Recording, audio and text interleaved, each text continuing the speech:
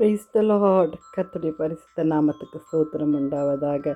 Wish you happy blessed Thursday எல்பெத்தில் prayer ministry உங்களை வாழ்த்துகிறேன். கர்த்தர் வெளிச்சமாயிருப்பார். ஆம் தேவஜன்மே. மீகா 7ஆம் அதிகாரம் 8வது வசனத்திலே, என் சத்ருவே எனக்கு விரோதமாய் சந்தோஷப்படாதே, நான் விழுந்தாலும் எழுந்திருப்பேன், நான் இருளில் உட்கார்ந்தால் கர்த்தர் எனக்கு வெளிச்சமாயிருப்பார்.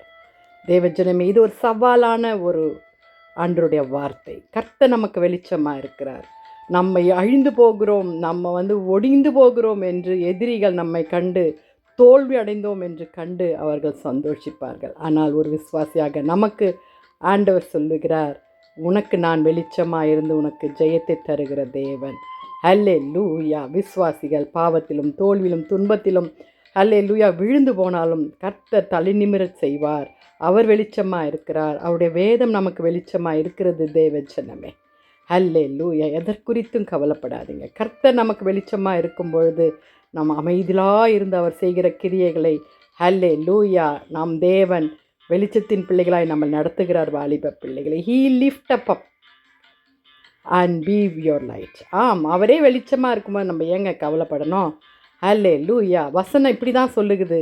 ஹல்லேலூயா. Declaration of your faith. உங்கள் விசுவாசத்தை நீங்கள் எந்த ஸ்ட்ரகிள் ஆனாலும் சரி, ஹல்லேலூயா, கர்த்தர் என்னை ப்ரொடெக்ட் பண்ணுவார், கர்த்தர் என்னை பாதுகாப்பார், அந்த டிக்ளரேஷனோட ஃபெய்த் இருக்கணும். Resilience through God. Hallelujah. Falling is nature தேவச்சனமே. ஆனால் அகெயின் நம்ம எழுந்திருப்போம். எத்தனை முறை கீழே விழுந்தாலும் கர்த்தர் நம்மை எழ செய்வார். தேவஜனமே, காட் இஸ் அவர் லைட். ஹல்லேலூயா. இருள் நம்மை ஒன்றுமில்லாக ஆக்கும், ஆனால் கர்த்தரோ நமக்கு வெளிச்சமாக இருந்து நமக்கு எதிர்காலத்திற்கு ஒரு ஹோப்பையும் கிளாரிட்டியும், நாம் நடக்கிற பாதை ஹல்லேலூயா வெளிச்சத்தின் பாதையாக நடப்பார். சங்கீதம் 119 105 சொன்னது போல் அவருடைய வெளிச்சம் ஹல்லேலூயா, அவர் பாதை, அவர் இருள் எல்லாம் மாற்றி இந்த வேதம் நமக்கு வெளிச்சமாய் தருகிறது. பாதைக்கு தீபம் ஹல்லேலூயா, பேதைக்கு வெளிச்சமாக இருக்கிறது. தேவஜனமே, கவலைப்படாதீங்க. ஜெபிக்கலாமா?